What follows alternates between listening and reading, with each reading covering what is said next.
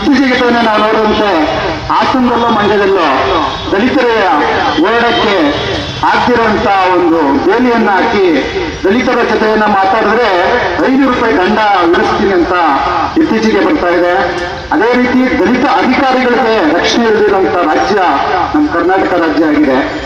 ಏನು ನಾವು ಬಾಬಾ ಸಾಹೇಬರು ಕೊಟ್ಟಂತ ಶಿಕ್ಷಣ ಸಂಘಟನೆ ಹೋರಾಟ ಅಂತ ತತ್ವ ಸಿದ್ಧಾಂತಗಳನ್ನ ಇಟ್ಕೊಂಡು ನಮ್ಮಂತ ಅತಿ ಹೆಚ್ಚು IAS KS ಹೋಗಿ ಒಂದು ಉತ್ತಮ ಅಧಿಕಾರಿಗಳು ಕೆಲಸ ಮಾಡ್ತಾ ಇದ್ರೆ ದಲಿತರ ನಾಯಕರು ಅಧಿಕಾರಿಗಳ ಮೇಲೆ ಒಂದು ಭೂಮಾಫಿಯ ಮಾಲೀಕರೆಲ್ಲ ಹಲ್ಲೆ ಮಾಡ್ತಾ ಇದ್ದಾರೆ. ಯಾಕಂದ್ರೆ ಅವ್ರಿಗೆ ಯಾವುದೇ ರೀತಿ ಬೆಂಬಲ ಕೊಡ್ತೀವಿ ಅದರಲ್ಲಿ ಕಾನೂನು ಚೌಕಟ್ಟಿನಲ್ಲಿ ನಾವೇನ ಅಧಿಕಾರಿಗಳು ಕೆಲಸ ಮಾಡಿದಾಗ ಅವ್ರ ಮಾತುಗಳಿಗೆ ಗೊತ್ತೇ ಇದ್ದಾಗ ಅವ್ರ ಮನೆಗಳಿಗೆ ಹೋಗೋದು, ಅವ್ರ ಮೇಲೆ ಹಲ್ಲೆ ಮಾಡೋದು, ಸುಮ್ಮನೆ ಅವ್ರ ಮೇಲೆ ಅಂತ ಕೇಸ್ಗಳನ್ನ ಬುಕ್ ಮಾಡೋದು ಈ ರೀತಿ ರಾಜ್ಯದಲ್ಲಿ ಅತಿ ಹೆಚ್ಚಾಗಿ ನಡೀತಾ ಇದೆ.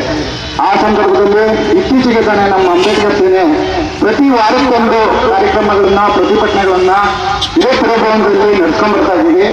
ಇವತ್ತೇನಾದ್ರೂ ರಾಜ್ಯದಲ್ಲಿ, ಅದು ರಾಜಧಾನಿ ಬೆಂಗಳೂರಲ್ಲಿ ಪ್ರತಿನಿತ್ಯ ಪ್ರತಿ ವಾರ ದಲಿತರ ಸಮಸ್ಯೆಗಾಗಿ ಹೋರಾಟ ಮಾಡ್ತಿದೆ ಅಂದ್ರೆ ಅದು ಅಂಬೇಡ್ಕರ್ ಸೇನೆ ಒಂದೇ. ಯಾಕಂದ್ರೆ ರಾಜ್ಯದಲ್ಲಿ ಯಾವುದೇ ವಿಚಾರ ಬರಲಿ, ದಲಿತರ ಅಧಿಕಾರಿ ಆಗಿರ್ಲಿ, ದಲಿತರ ಮೇಲೆ ಅತ್ಯಾಚಾರ ಆಗಿರ್ಲಿ, ದಲಿತರ ಮೇಲೆ ದೌರ್ಜನ್ಯ ಆದಾಗ ಪ್ರತಿಭಟನೆ ಮಾಡೋ ಮುಂದೆ ಇರುವಂತ ಸಂಘಟನೆ ಅಂದ್ರೆ ಅದು ಅಂಬೇಡ್ಕರ್ ಸೇನೆ. ಆದ್ರಿಂದ ಬಂಧುಗಳೇ, ಈಗೇನೆ ನಮ್ಮ ರಾಜ್ಯಾಧ್ಯಕ್ಷರು ಮಾತಾಡಿದ್ದಾರೆ, CS ರೇವಣ್ಣವರು ಕೂಡ ಮಾತಾಡಿದ್ದಾರೆ.